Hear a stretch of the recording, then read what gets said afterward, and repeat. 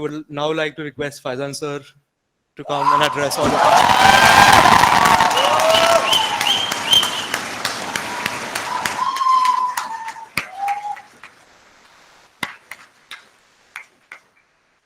Thank you very much.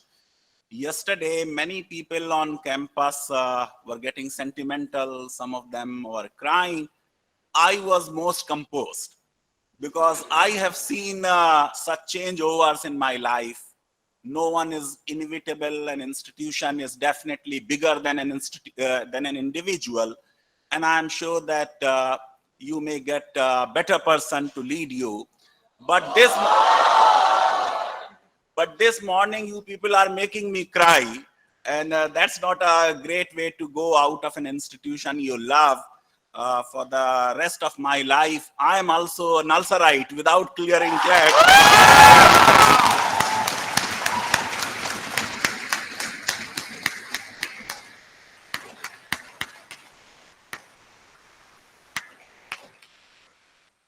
I took over at 4 a.m. in the darkness of night.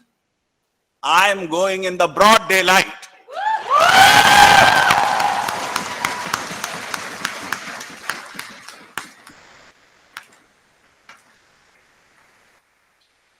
Our higher education system is over 100 years old.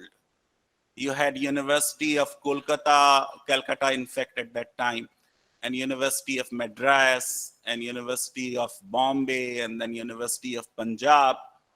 And then subsequently you got the two denominational universities, Aligarh Muslim University in 1920 and Banaras Hindu University in 1915. Both were the community initiatives.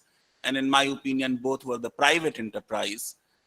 But if you look at the acts of all Indian universities, including the NALSAR Act, these universities, and I said it before the search committee also, and I have been consistent in this statement, that the greatest problem which is there in Indian higher education, it is that vice chancellor is the bride of the university. And universities are vice chancellor centric, and I don't like it. Therefore, I try to demolish this institution of vice chancellor. The primary stakeholder of the university is not a vice chancellor, is the students. And therefore, the students,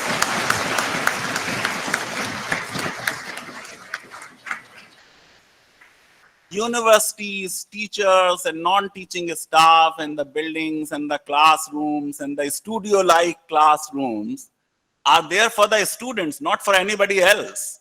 Vice Chancellor, therefore, must be for the students.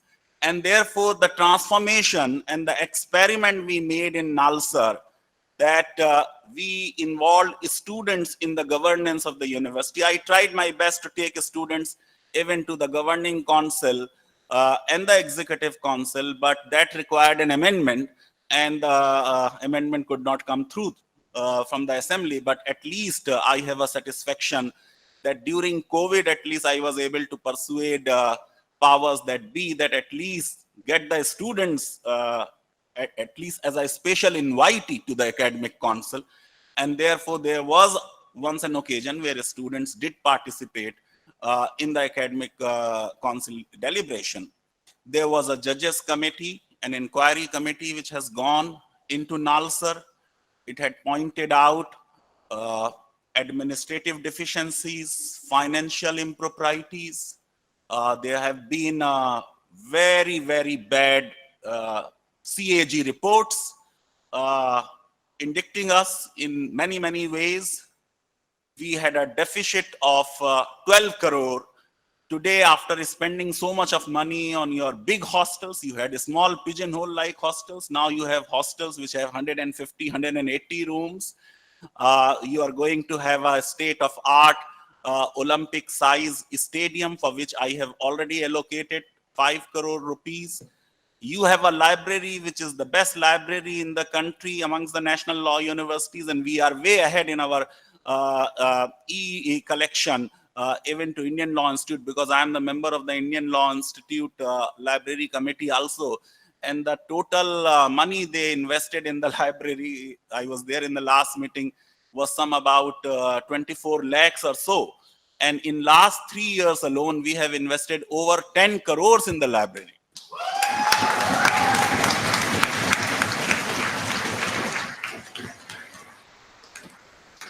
And for all these purchases, it was not the vice chancellor or the finance officer or some faculty member who was negotiating with the vendors. It was Ritvik who was doing all this.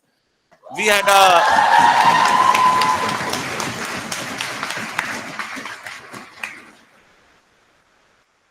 a SBC for which there was no direct election for the president. So we amended the SBC constitution. You now have an election of a president in which all students participate. Otherwise, only the chairholders used to elect the president, and he will be only from the final year, and there was no voting right for anybody. For the first time, we got a Dalit president. For the first time in my tenure, you got a women president. So I have the satisfaction in a scholarship. You had only 3.5 lakh fund. We increased it to 1 crore. And that 12 crore deficit, I was able to, finish off from the balance sheet in first 3 years. And thereafter, I started making savings. It was hard because, we had to expand and then save. I was told, this is what the government has been saying time and again, that we would give you money only for some time, and that time is over. Your buildings have been constructed, because they were giving money only for the buildings. Even I had received 70 lakhs as a grant in 1 year. And then I requested the Chief Justice to hold a meeting, and a finance secretary and chief secretary, law secretary and education secretary, they were all invited to Chief Justice Kalyan Jyoti Sen Gupta's residence. And there, when I said that we have no money, you are giving us just 70 lakhs, how can I run a university? My water bill itself is over 70 lakhs. So the finance secretary said, there has been a bifurcation of the estate, and we have so many welfare policies. There is a resource crunch. Even government is doing borrowing. And therefore, I got little annoyed, and I said, if you are in such financial difficulties, I can give you 1 crore. And then the finance secretary turned to the Chief Justice and said, look, how arrogant is your vice chancellor. I thought that the Chief Justice is going to take me to task, but he just looked at me and said, vice chancellor is right. And next day, we got the 4 crore rupees, 4.3 crore. So it has been quite a journey for many, many years. You are getting 2.43 or 3.43 crore as your annual grant from the state government, that too only for the buildings, for no recurring expenses. Then I got it increased to 5 crore, and then to 15 crores, and then to 25 crores. So from 2.43 to 25 crore, I think is quite a journey. As of now, no national law university gets that kind of support from any state government. And that, I believe, has given NALSAR some kind of financial stability. But since I was not sure that the government would give us money every year, the finance secretary has been telling that, no, this is the last year we are giving. I started saving for the rainy season. And as I go in rainy season, you have about 100 crore corpus available to you, and this is students' money.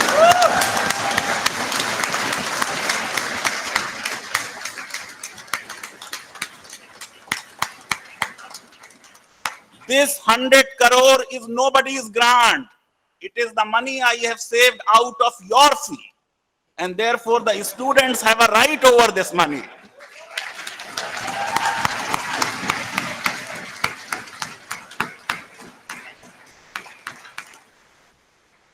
You can also look at the allocation for SBC. What was the SBC budget?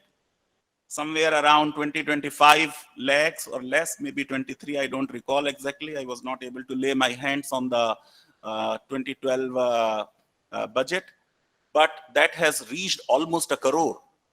Similarly, for research, we were spending only about some 28 or 29 lakhs. We are now spending about 3 crores. If you add the library books also, and the funding we are giving to all the research centers. The number of research centers has gone up. And in NAC, as you know, that we got the highest rank in the country.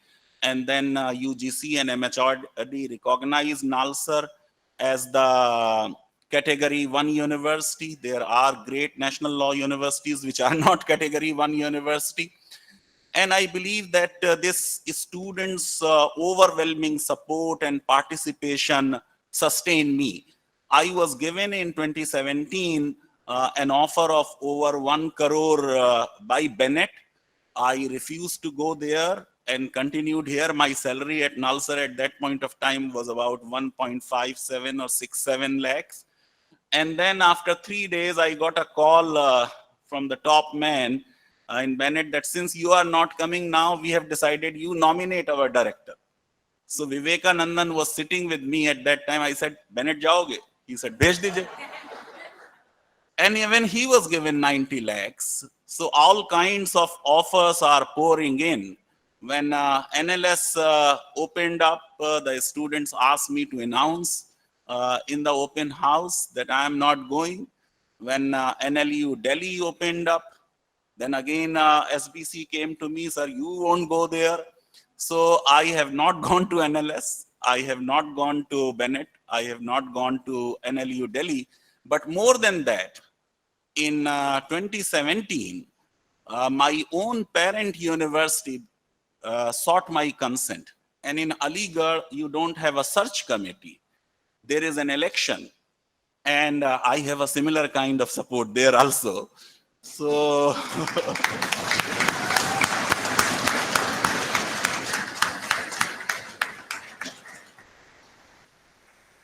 General Shah, who was the deputy chief of army staff, was the vice chancellor, and he sought my consent that the executive council wants to consider your name for putting on the panel of the vice chancellor, which will eventually go to the president of India, who heads Aligarh Muslim University as the visitor.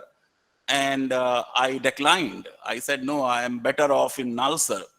So the emotional connect which I have with NALSAR, the faculty strength has doubled. In last 2 years, we were not, in fact, 3 years, we were not able to do much because my tenure got shortened due to COVID. For almost 2 years and 4-5 months, we were not able to do anything. We were just keeping the show going and just ensuring that our academic calendar remains on schedule and the students do not suffer. Prior to that, there was a ban on selection committees by the UGC because there was a confusion whether the unit of the reservation will be the department or the entire university due to a Supreme Court judgment. Then an ordinance was brought by the government. Then you got the 2019 elections and a model code of conduct came into play. And therefore, for 6 months, we were not able to hold selections. Then in between, you had, officiating chief justices who said, let us wait for the regular chancellor, because unless the chancellor gives the nominee, you can't hold the selection committee. And therefore, this is how the selection committee could not be held. Nevertheless, we were able in 2021 December and January to hold some selection committees. For the first time in the history of NALSAR, we have fulfilled the requirement of the affirmative action in the faculty recruitment. As per the EC decision, you have reservations in certain categories. Those positions have been filled. Social sciences, you did not, when I took over, you did not have a single regular faculty. Now you have many. Almost all positions in social sciences have been filled. You are getting another history teacher on 1st of August. So I go with my head high that in a situation where I was not even given 1 month to complete my term in Odisha, and was asked to travel and take over charge of NALSAR in the darkness of night, because it could not be handed over at that time. The situation was so bad to any internal person and to any officiating vice chancellor. I think the university has stabilized. in terms of its academics. Most of the regulations of NALSAR were made during this tenure. There is now hardly any discretion left with the Vice Chancellor. So the administrative processes have been made absolutely transparent. There was not a single file note when I took over.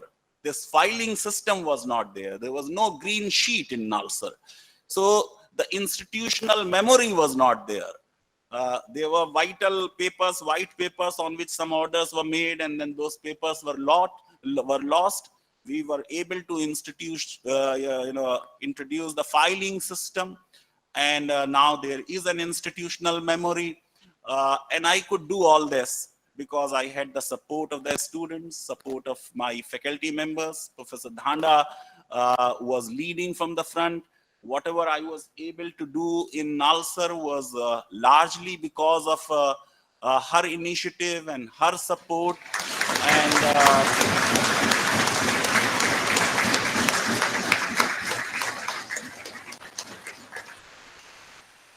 And it will be wrong on my part to say that I did this. This was a collective administration of faculty members, students and non-teaching staff. There have been number of times when Naglakshmi overruled me and she said, sir, don't do this. You cannot do this. This will have this implication and that implication. And any assistant registrar can say this to a vice chancellor only when vice chancellor is willing to listen to an assistant registrar. Otherwise, assistant registrar don't open their mouth, before vice chancellor. I had 15 assistant registrars in Aligarh, and they were not opening mouth even before me. What to say of a vice chancellor? A vice chancellor is supposed to have vices. I have all the vices. And therefore, I have been a vice chancellor for so long. But as I look back, yesterday I was just clearing papers. There were complaints against X and Y and Z. I, at times did not react. But 2-3 incidents, if I don't mention, then I will have little satisfaction that my students didn't know it. For 3 people, my students in these 10 years, they had a relationship and there was a breakup. And they came to me and said, sir, you apologize on my behalf to that person. I apologized and they made up.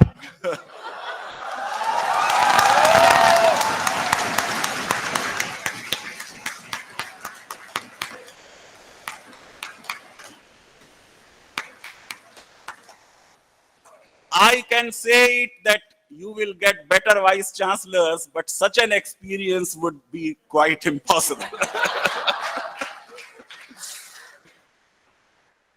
Similarly, during COVID, I got some calls from the parents, very interesting calls. I feel like quoting it straight away. Ye ullu ka patta hai. I will not keep him in my house, you take him. And I had to bring those students on campus during COVID. And then we had this whole range of requests of hostile home environment. And because of the hostile home environment, we ended up getting some 66 or 63 students on campus. We were the first to reopen. And we were giving the maximum fee concession. No national law university has given as much fee concession as we have given. In fact, there are national law universities which charge even the hostel rent during COVID. So I had all kinds of experiences. There was one anonymous email written to me in December 2012 saying that this 95% attendance, which you have to put in if you want to get 5 marks in your paper, in all 250 marks were just for attendance, and students used to fake their academic leave in this. This is bad, and can you reconsider it? On the basis of one anonymous, email, we brought in a change, and it was not an easy change because for many years, The academic council was agreeing only to give me 1 year. Okay, experiment for 1 more year, experiment for 1 more year. But we abolish attendance. Now number of other law universities are following the suit. Similarly, the elective system we brought in. You had this 50 research papers requirement. This is atrocious, you know. Young people, we are killing them by asking them, and if they don't plagiarize, what will they do? And that's how, you know, we had to eventually change that. The reasonable accommodation policy and the hand holding we did for number of people. There were students who were in real emotional stress, largely the number of students from the affirmative action, section of our students, but then we extended it to foreigners, we extended it to other general students, and we tried to save the year of many students. Had I strictly applied the promotion rules, I was just thinking, at least 30-40 students would have gone out of this system because of this vicious cycle of backlogs.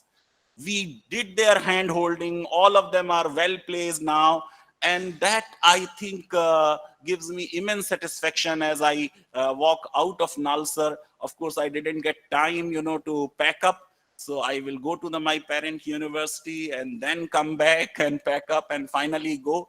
So for a few more years, for a few more days, you will have me on campus. Of course, I won't come to the Vice Chancellor's office, but personally, you would be able to interact me if you so wish and desire.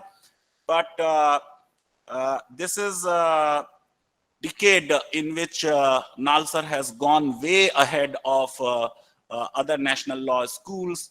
How a public university should behave and what kind of university administration we should have, how students can be involved in the administration of the university, how they will take ownership. So in making of regulations, we involve the students. In giving of tenders, we involve the student. From a VC-centric administration, I made it student-centric administration, and that seems to be my singular achievement. The kind of welcome you gave me today and this farewell you are giving, I will remember it for long time in my life. In fact, I may not forget it at all, because I don't need a certificate from anybody what I did. The students have given the certificate. God bless you all.